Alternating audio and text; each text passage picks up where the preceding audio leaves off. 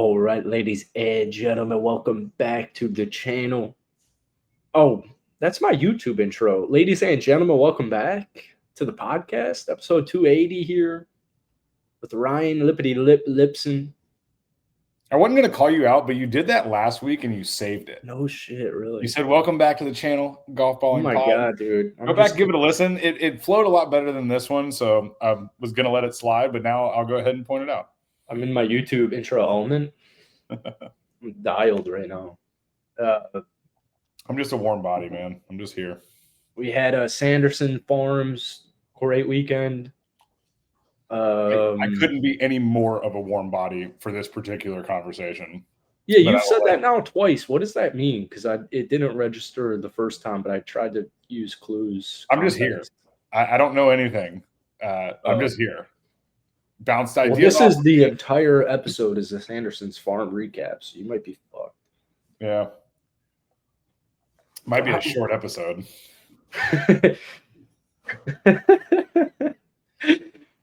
Yeah, we'll get into that later.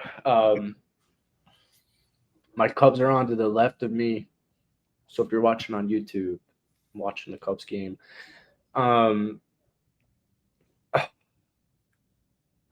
I'm annoyed, as Ryan may know. I'm getting another little toe procedure done tomorrow. No golf for me. Looking back at it, I definitely could have played golf with you this weekend. Yeah. But yeah, we didn't, and here we are now. And, speaking of baseball, I have to say I've gone on unprecedented miss. I had 3 big parlays this weekend, and I took, let's call it 90% of the profits and just burned it. 3 of 4 on a Tampa Bay parlay. 3 of 4. Tampa Bay baseball Rays? No. Bucks. I had Ibuka over receiving yards, Mayfield over receiving yards, or over passing yards, and then Godwin over receiving yards. Godwin screwed me. And then I went back to baseball, and Riley Green was the only out of 5 that didn't get a hit. And then I went back to baseball, and Bryce Harper was the only out of 5 in the Phillies game not to get a hit. And then last night, Alejandro Kirk, 1 of 4 not to get a hit. We're taking a little break. We burned through all of our profits from last weekend. It really sucks being up many hundreds of dollars and then just watching it dwindle out of your heart. Hey, man, you turned down West Virginia BYU on Friday night. I did smack Miami -4.5 for a lot. That was fun.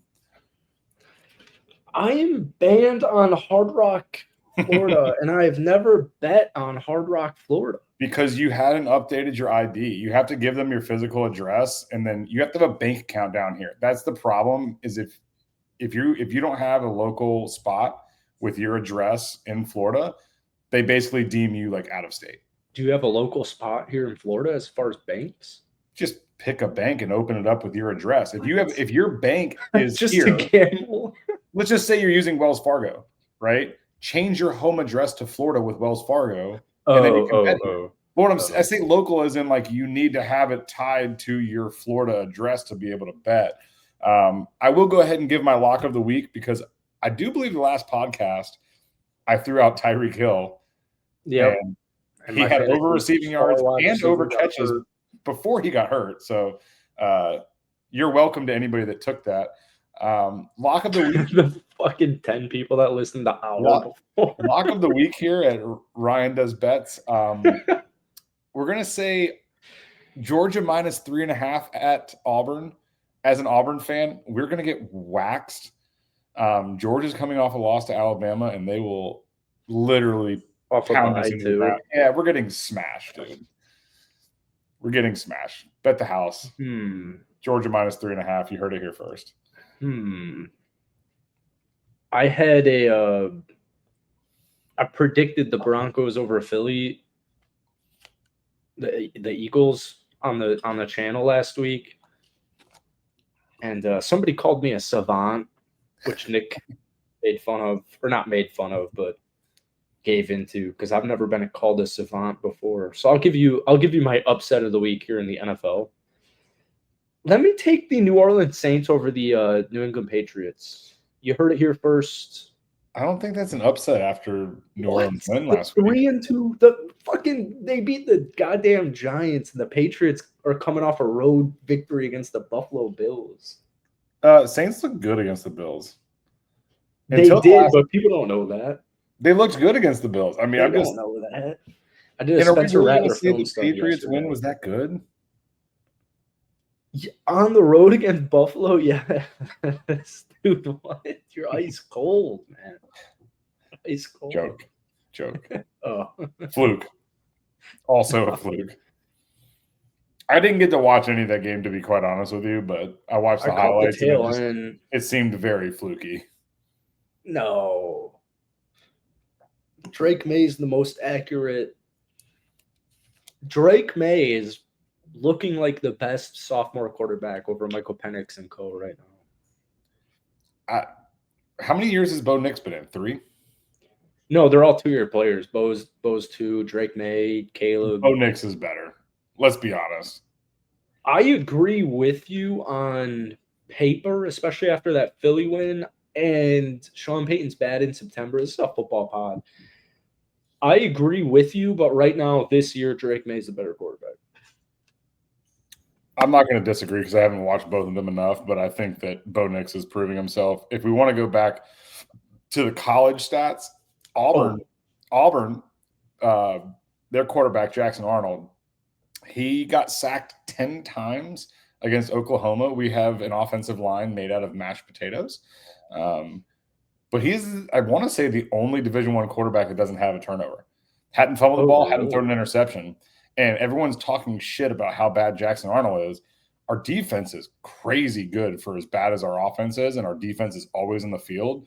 If we could just get 2 big guys up there to not suck and protect our quarterback, we would be a halfway decent football team. The only 2 losses we have are Oklahoma and Texas A&M, who I believe are the number 5 and 6 ranked. Yeah, A&M's loaded. They beat Notre Dame, which was a hot take. A&M's better than Oklahoma. Oklahoma has a tough schedule. I don't think A&M's like a top 4 team. Well, they're 5 and 6. Oklahoma is too, aren't they? Yes, they're both right. They're right there neck and neck. Oklahoma is not the better football team, and they're getting more credit than they deserve. Ohio State is going to make a deep run just because they play absolutely nobody. I believe the remainder of their schedule is DeVry, ITT Tech, St. Mary's School of the Blind, and it's a bit. It's tough, a bit, folks. I mean, for all the Ohio State fans out there, let's not act like your Texas win is any good. Texas is unranked now. UCLA beat Penn State, stormed the field with 18 people. They're going to play a shitty Michigan team to end the season. They're going to be a point differential of 80 going into the fucking postseason. Miami to win the national championship. Miami's winning the national championship. You're nuts. Do you see my Miami thing right here? It got replaced. The Auburn one got replaced. No, this one's actually screwed into the wall. I don't know what happened to Auburn. Rep it proudly. Put it right there in that little cutout next to the Topgolf flag, man. It's perfect. Yeah, that could work. On a little downward angle. Yeah. A little catty cornered. I'm missing my Auburn one. It's not good. I've been range goating it recently. I've been a range rat. You know what's really interesting is because one thing I wanted to ask you was, how do you deal with blunders in your golf game? Because you're not a range goat and you just play golf. And so on the simulator, the month I had it, every single shot I ever hit leaked right. Every single shot ever leaked right, no matter what club it was.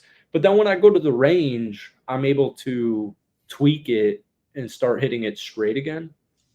And so I wonder with you, like, let's say you're missing it right, you're missing it left, whatever. Are these just on-course adjustments? Or are you just hoping you figure it out because you know what you're supposed to do? I'm a big ball position guy. So if I'm missing it left, I'm just putting it a little more middle of my stance. I also have that knockdown shot that I kind of just can hit it low and put it in a position to where I can get it up and down, or, two putt from not close. I'm not firing at flags, but I'll tell you, Saturday to Sunday was an absolute just world of difference. I shot a million on Saturday and came out Sunday to a little money game at this executive course and was 3 under through 6 holes. Oh, nice. Now, granted, I call it let's say 2 under, because one of them is like a really short par 4. And so it was basically just like a 3-wood to the green, like 220. So I don't really count that, but first 6 holes was 2-3 under, made a stupid bogey in a bunker, but won a couple skins, had a good little time with the boys going back Sunday. What course is it? Dude, Meyer Lee. It is a very executive short course over near Sanibel. The good news is it's cheap. So season, I'll be playing there a lot of Sundays just to keep the wedge game intact. But they redid the greens like 2 years ago, and they're mint. Oh, nice. Yeah, it's a fun. Like, we'll have to go there for like a little late night afternoon, knocking around. But yeah, will return. My boy Eric brought me out there, and oh, cool. So, kind of related. The last time we played golf, I had. Maybe I'm undershooting it. I had probably 7 or 8 3-putts when we played last. Cabot? Yeah. Every range I ever go to, but to be honest with you, I guess maybe if it's only a range and not a range on a golf course, the green's always dog shit. I mean, it is so unbelievably dog shit. It's like you're putting in the fringe. I mean, what the hell is even the point of this? I've been trying to rattle in like 100 straight. Well, I always tell myself I'm going to go for 100 straight, or not straight, but like I'm going to try and make 100 3-foot putts. But on some of these range greens, and usually my back starts hurting, but so I don't make it to 100. Where would you even practice putting? Dude, I'm telling you this right now. I have like. You've got the fucking thing, dude. You've got the I took it out. I took it out, and I just put on my rug. Is that good enough? Because I'm about to be on the couch for 2 weeks here. I got the putter right here up against the thing, and I got a couple balls sitting back there, and I will just put up a bottle of bourbon on the floor and just put at the bottle of bourbon from 5 feet for like. I gotta see your rug again, because I don't know if you remember my office rug. I mean, that's not gonna do the trick here. It's a little too fluffy. No, I'll send you a link. There's a site that we've gotten some rugs from that are like nice and thin, and it's probably rolling a 10. Oh, there you go. Solid. Let's say what, that I don't know why that kind of makes me think of your rug. Like, I kind of remember it now. It's nice and thin. It is. And it kind of screwed me up in summer when all the greens were shaggy, and I'm putting on my rug that's like a 10, and we get out to Fort Myers Country Club for league, and they're rolling 7.5s. Yeah. Leaving everything short, but. Oh, no. Oh, the Cubs just gave up a run. Oh. A lot of baseball left. There is a lot of baseball left. You wouldn't understand as a Brave fan. No, I wouldn't. I would also know that we have a more recent World Series than you guys. Yeah, so that's fine. Yeah. Hey, there's plenty of baseball left. That's my one sports team that actually gives me room to talk for another couple of years, but it has been 4 years. They got the job done my wedding week. That was fun. That's really cool. So game 4 was my wedding night, and I had two friends that we weren't invited to, by the way. That was a whole thing a couple of years ago on the pod. Back when we had met once. So game 4 was the night of my wedding, and we're like watching it on our phones, like on the dance floor. And I remember vividly, I had 2 friends who bought tickets, flew back early. And I say early as in they were going to stay till Tuesday, hang out at the resort, make it a little vacation. They both decided to buy tickets, fly back to Atlanta Sunday morning, and they got to watch the Braves lose Game 5 in Atlanta and then win the World Series in 6, which was nice. But I don't blame them. Got the chance to go buy a ticket to potentially watch the Braves win the World Series, and yeah, that was an expensive failure for both of them. Nick and I got real lucky in 2016, going to Game 6. Cubs win, clinch their first World Series in Lord knows how long. And wait, you were at the World Series game? No, we were at the CS. We were at the Dodgers Cubs Game 6 in Wrigley to get to the World Series. Gotcha. And they actually won it. And Nick's got a great video of Anthony Rizzo hitting a home run right by us. But I remember where I was when they played the Guardians. The Cubs? Wasn't that who they beat? Yeah. Yeah, dude, I was at my buddy's house and in Atlanta, and he was like, you know, come over, watch the game. I was staying with my mom, you know, just back visiting. Mm-hmm. And I remember texting my mom, like, I promise I'm coming home. I'm just not leaving during this long-ass game. Yeah. Like, I had no – it was like an hour or two rain delay, and it's like – I remember because I high school the next day. It was like 10:30, 11 o'clock at night. We're in a freaking rain delay. We just gave up like a 3-run home run to Rajay Davis. What was that, 16? Yeah. Yeah. I remember exactly where I was sitting in his den, just fucking glued to the TV. And I was like, it was like probably 2 o'clock before I got home. It ended after 1. Yeah. It was late. Eastern time, I'm sure, is dude, you were Eastern growing up. It sucks. Balls. It's got its advantages and disadvantages. There's football on Sundays from 9:30 in the morning until midnight. That's better than the West Coast where it's on at I would rather have the West Coast. I'd rather rather be wake up watching at 6 baseball a.m. if your team's playing. Your team's playing in London, and you're going to wake up at 6. I mean, that's once a year. But if we're talking like the Cubs play the Brewers if they win tonight, they play the Brewers tomorrow at 9:08. It's 9:08. I can wake up whenever I want. I can go to bed whenever I want. It's 9:08 and I'm watching a fucking baseball game. I think that's stupid, but it's more of a football issue because it's 8:20 when these Sunday night, Monday night games start. They did week 1. There was a Monday night football game on at 10 p.m. I remember watching football until 1. Like, yeah. What the fuck is the point of that? I think that's so Thursday stupid. night starts pretty late too. It's 8:30. Yeah. And it drives me crazy. So I've given up on post-game recaps because it's not 11:30 at night. I don't have too much energy at 11:30 at night. And that's why we watch golf. That's why I watch the Sanderson Farms. So it's interesting. You didn't watch the Sanderson.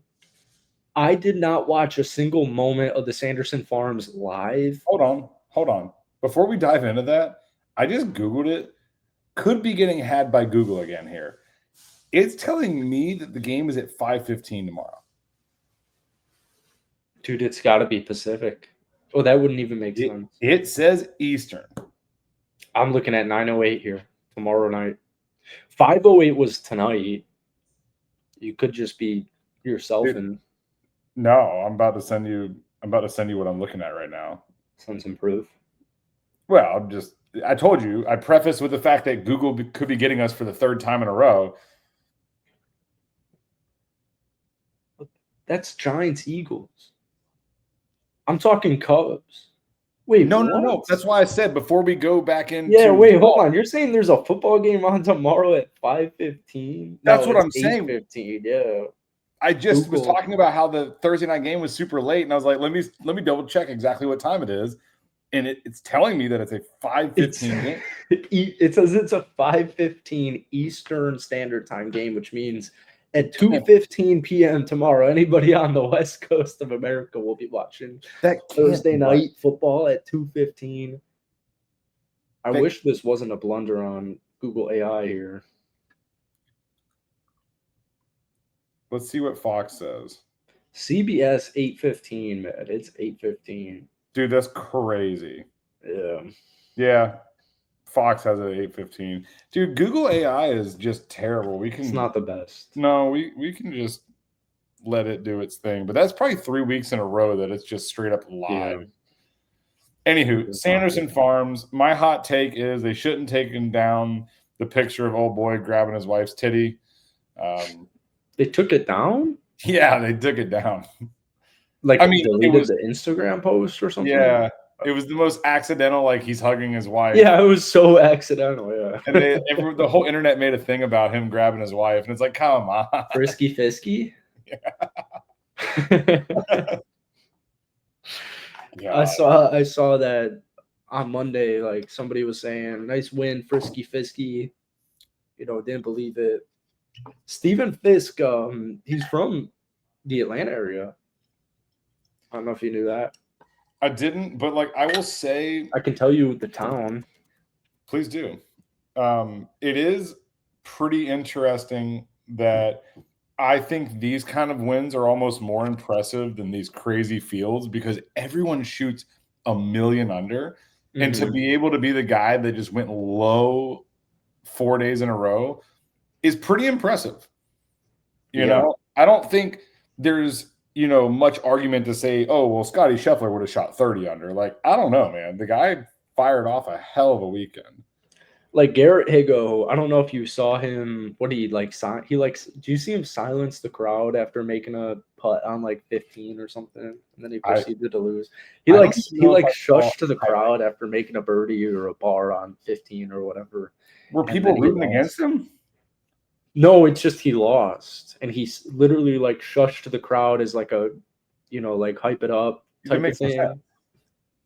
Well, he was probably leading at that point because Fisky, let me check.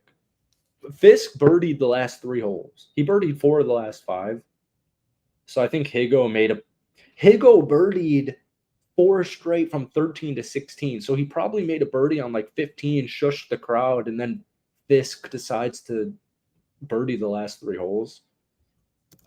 He's from Stockbridge, Georgia. I want to say it's South Georgia. Yeah, it's south. Like I think it said Southeast Georgia.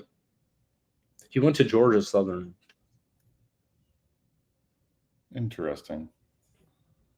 And apparently that was how he won to get his tour card on the Web. Or is it Web? What is it called? Corn Ferry? Corn Ferry now. His win to give him status on tour, he birdied the last like 4 or something holes as well. So we're thinking early 2027 Ryder Cup.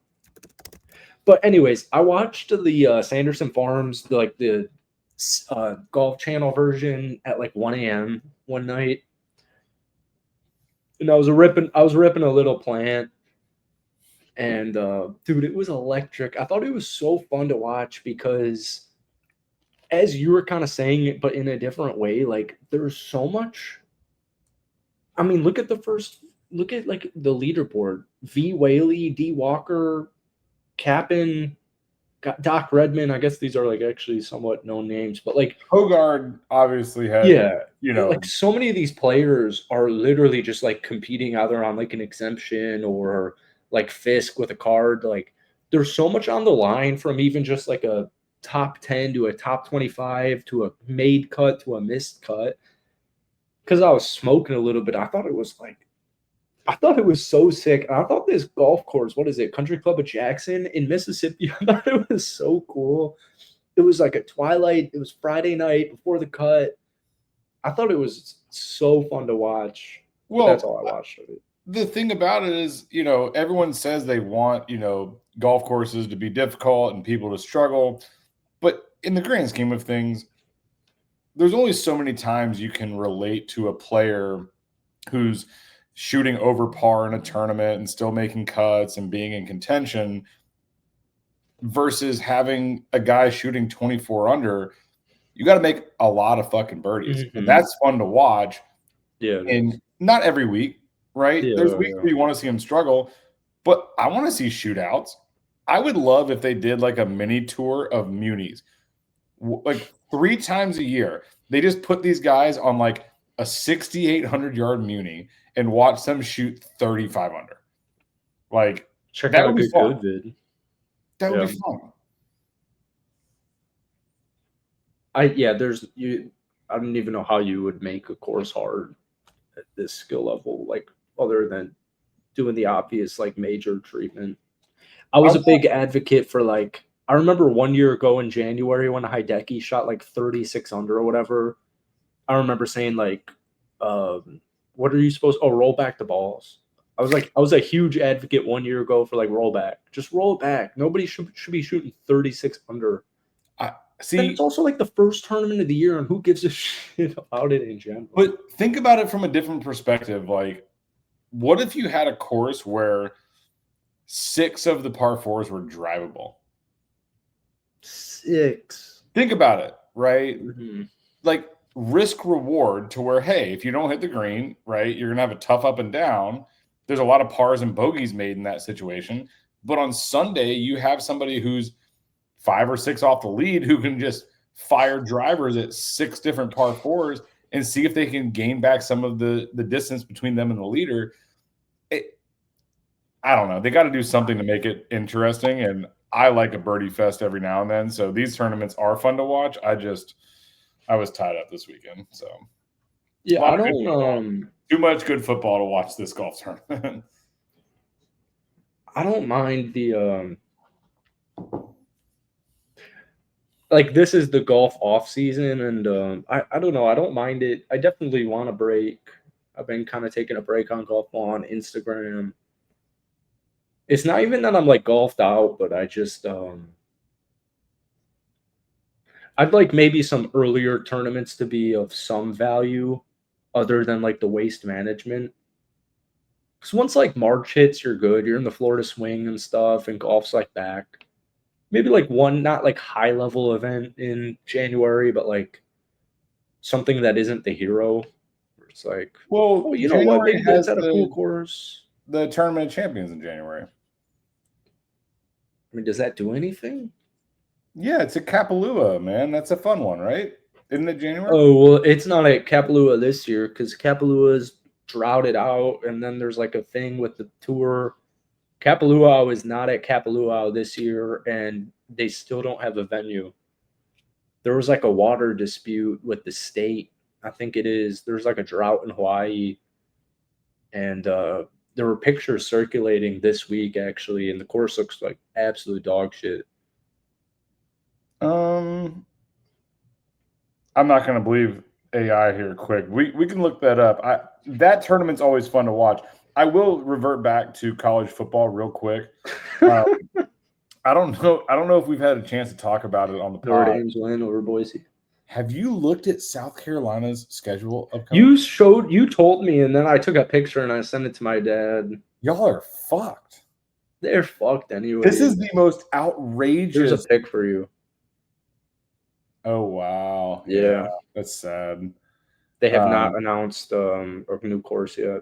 What's more sad is the 5 losses that South Carolina's about to take. Let me just rattle these off. With a round one LSU this weekend, Oklahoma the following weekend. So we got number 11 LSU, number 6 Oklahoma, number 8 Alabama, number 4 Ole Miss, number 5 Texas A&M, back to back to back to back to back. Like those are the most egregious opponents you could have in college football. And I sat next to a guy at the bar on Sunday. He's having brunch at Fancy's. He's wearing a brown shirt. So we're watching the Browns game. And he brings up the fact that he's an Ohio State fan. Oh, there you go. And I was just like, man, I was like, y'all are going to be probably, a 2 seed behind Miami. Oh my God, you're spitting so many hot takes. That's crazy. What do you mean? Miami at the end of the year is going to be the best team in college football. I think they have a chance. Strength of schedule, they're not going to lose, and they've already played their tough games.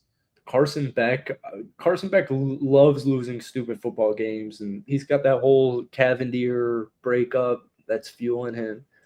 I see the schedule; it's horrible, but there's no way Miami, Florida is the best team in college football. We should do a little wager right now.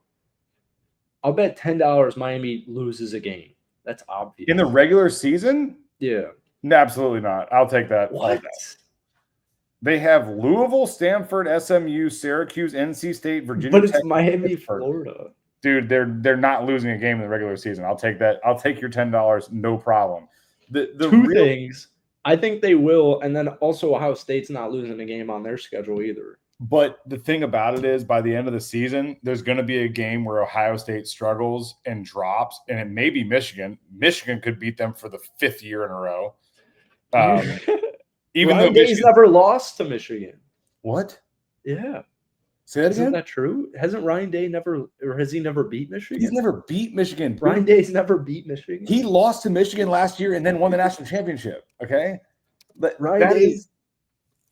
No. I don't know about never beaten, but the last 3 seasons. Oh my God, you're right. He's 1-4 against. Yeah, like the last 3 seasons, he can't beat Michigan. Oh my God, I got on Twitter. So here's my thing.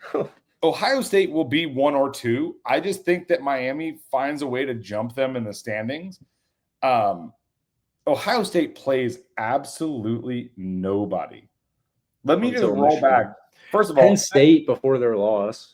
Texas was a good win until they lost 2 or 3 games, and now they're unranked. Then they played Grambling State, who they beat by 70. I don't even know where the fuck they are located at. Ohio, Washington, unranked. Minnesota, unranked. Their best team they are playing this year on paper, as of now, is number 15 Michigan and number 17 Illinois.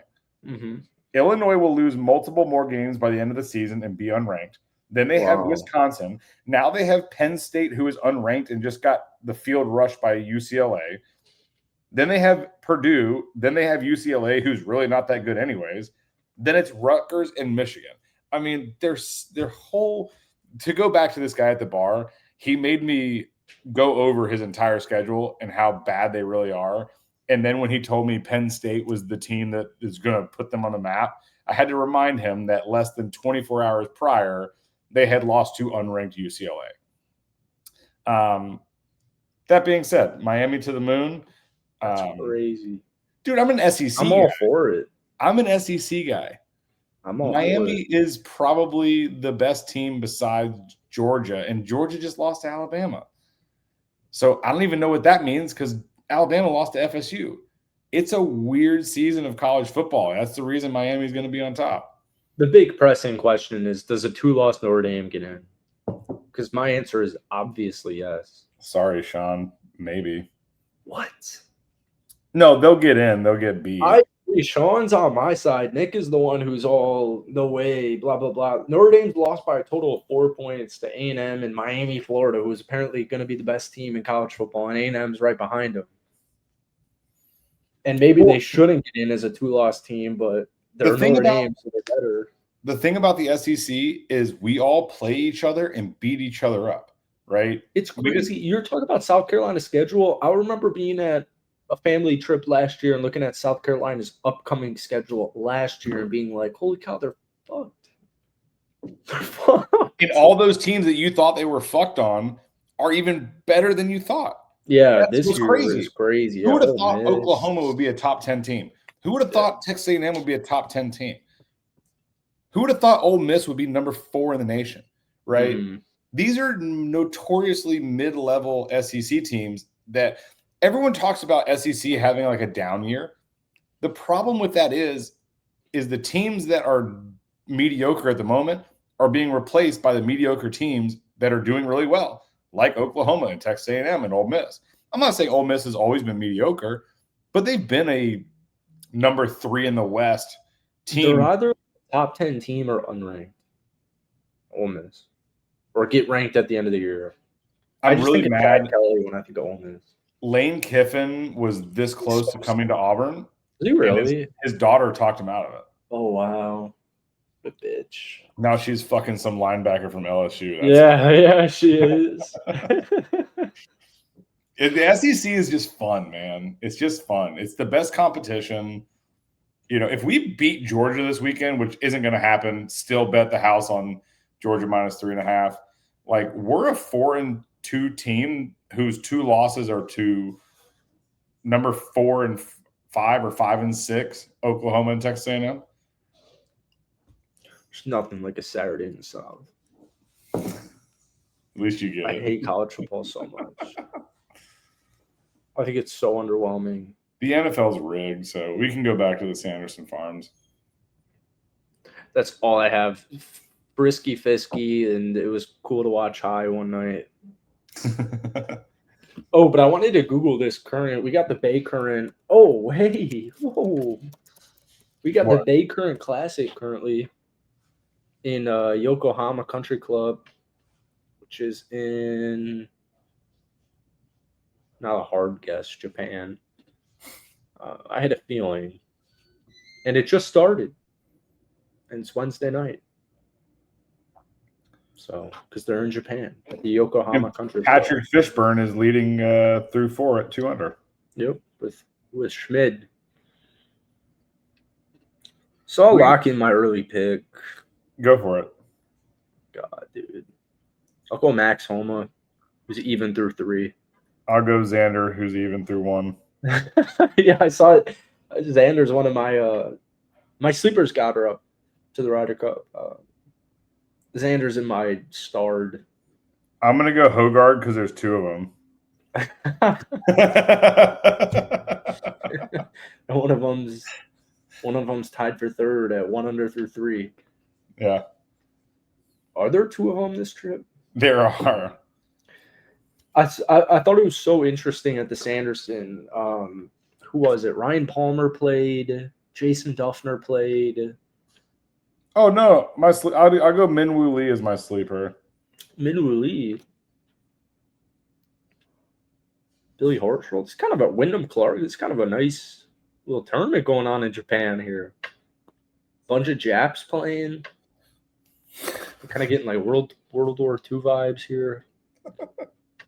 List of things you probably shouldn't repeat. Colin Morikawa, Sahith Theegala, Adam Scott, Hideki, Tom Kim, Vigeas. And this is how we get canceled. There are so many Japs in this tournament. That's a fun one. Let's look into the Bay Current. Has that ever existed before? I'm gonna go with no.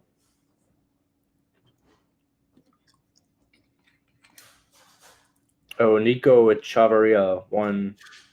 Oh yeah, it's been going on since 2019. That's my bad. Yeah, it'll be an interesting one. But you know, I know who's got the lowest score to par in the Bay Current. We're in Japan at the Yokohama Country Club, and the tournament's called the Bay Current Classic. You want to guess who's got the lowest score to par in Bay Current Classic history? It was in 2020, and he was on the Ryder Cup in America. I'm going to go Patrick Cantlay. Yeah, it was Patrick Cantlay. Was it really? Yeah, it was Patrick Cantlay. What a guess out of the clouds. Yeah. It was remodeled by Ben Crenshaw in 2016. You gave me a 1 in 12 chance to guess. That was a really good guess. Dude, wait, this is nuts. Do you want to hear who's won the Bay Current Classic since 2019? Yes. Oh, it was the Zozo. Oh, the Zozo Championship. So that makes so much sense. Yeah, it was Tiger Woods who got it. I remember that. Patrick Cantlay, Hideki, Keegan, Colin Morikawa, and then Tiger won that the same year he won the Tour Championship. Yeah. Not the Tour Championship, but at East Lake. Yeah, so the tournament, but not the Cup.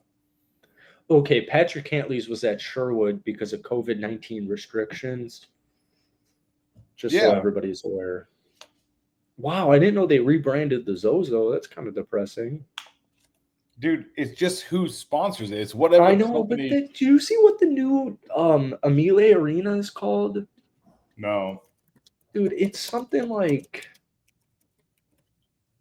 the Benchmark International Arena is now the home of the Tampa Bay Lightning. Speaking of which, are you excited? Excited for the TGL debut, year 2, season 2? I can't wait for them to fail miserably. We should go over there. We should go over there, except for they want an astronomical amount of money for a ticket. Oh, really? I want to say it looks like a really fun thing to go to. It does look so fun. Let's just take a look. When does it start? Soon. Oh, my Atlanta Drive, the former champions of the TGL. Let's just see. $370 is the cheapest ticket.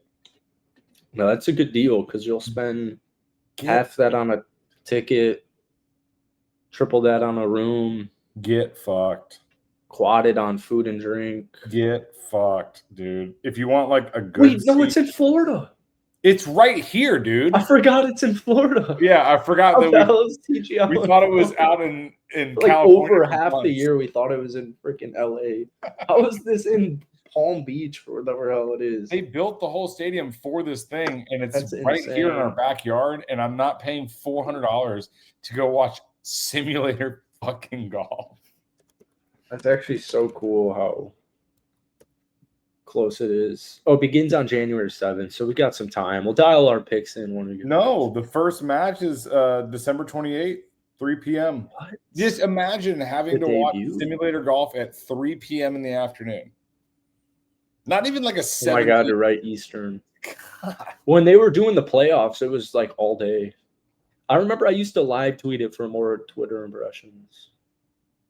You're right, Sunday, December 28th. I'm sure that's a great week of NFL football as well. It will be a great week.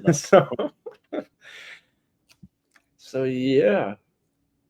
How they are getting away with having Sunday midday TGL during peak NFL season is insane. Yeah, let me look at maybe Christmas F's with the season a little bit, so there's less, but I don't know why football wouldn't be on. What is this, the 28th? Yes. So we have week 17 football. Oh, there's 3 games on Christmas, and then there's 5 games on Saturday.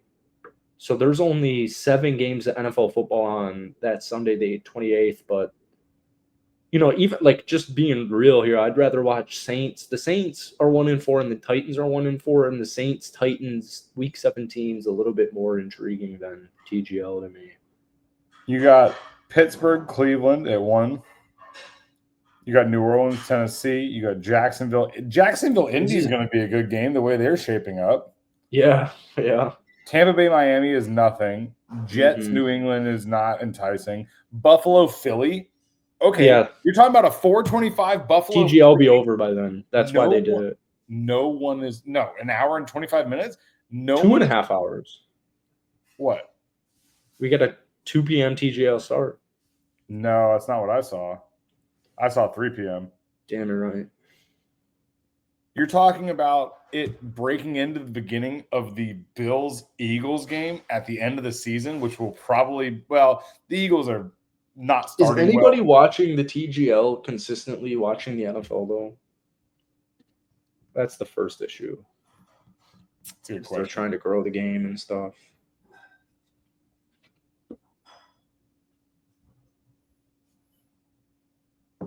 So, yeah, it's going to be fun. Stay tuned for a preview there. We got the El Cardinal at Diamante in a month where Nick and I played.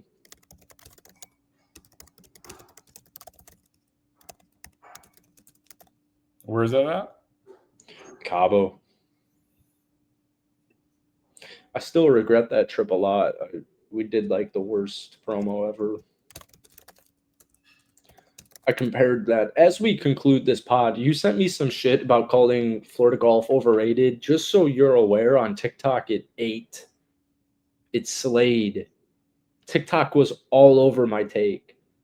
Well, there's no hills in this whole state, dude. Okay, so there's no hills. Here's the thing. I'm not going to say that course layout is, Florida's got great course, but the way you described it and having private courses and this, that, and the other, I don't necessarily agree because the Southwest Florida PGA Pass is so clutch. When does it end? I played TPC Treviso Bay. That's what's so funny is your rebuttal is I played TPC Trevino Bay for $80, and then I said, "Oh yeah, and what would that run you in January?" And you're like, "LOL, that ends in October." That's the point. But you can't get mad at a private course who closes down for 4 months out of the year for their members when you have access to some insane golf courses for 5 months of the year. Dude, it's the same way that winter in the north, the golf courses just close in general, and like you're not even playing. Yeah, and it spikes everything up, and everyone's like, "Hey, babe, let's go visit Florida." I actually have the perfect thing to pull up for this, because golf is Shadow Creek's 1280, TPC Sawgrass 850. You're talking about the most expensive golf courses in America. Yeah, this was a tweet about like what are the peak rates for the best winter golf destinations, because it's winter for a lot of states for 3 to 4 months, supply and demand. What I mean is like if you want to talk layouts, I'm not disagreeing with you. But if you want to talk accessibility, it's all the above. It's just an overrated golf state unless you have money. Is the way I would. Because yeah, it's fun to play Fort Myers, Munis, and you do have all these options in the summer. I guess I just am a little bit jaded because I have connections in season. Yeah, you have an unbelievable amount of connections. And that's what everyone on TikTok was saying. Like, unless you like are hooked up, like good luck, buddy. Enjoy your 6-hour round at freaking Clearwater Country Club on this Sunday. The moral of the story is it's all Go about private. who you know. I want to go private so bad. See, that's my thing is like if you want to talk about private versus public, I'm 100% on your side. I want to go private so bad. It's not worth so it many in Florida. people. Nick's posting a pic at every beautiful golf course ever in Chicago. You meet all these people at this nice country club. They've got the hooks. So I'll try and find some hookups this winter, and I'll get back to you guys. But stay away from Florida. I'd go to California. Go watch some TGL. Do a little bit of everything.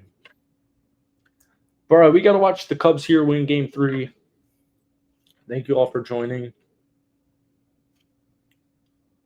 I'm on the mend for 2 weeks, man. They gave up another run. Yeah. Yes, they did. We also got Houston Rockets Game 2 preseason basketball at 8. So check out Houston Rockets Daily for that recap. I'd love to see the viewership on that next week. On the preseason game itself. Yeah. Yeah, it's a tough watch. I'm sure that's pulling TGL numbers for sure. Yeah, worse. Yeah, I know. Sure. Yeah. Thanks for joining us, Ryan. We'll be back next week. Miami to the moon. I guess so.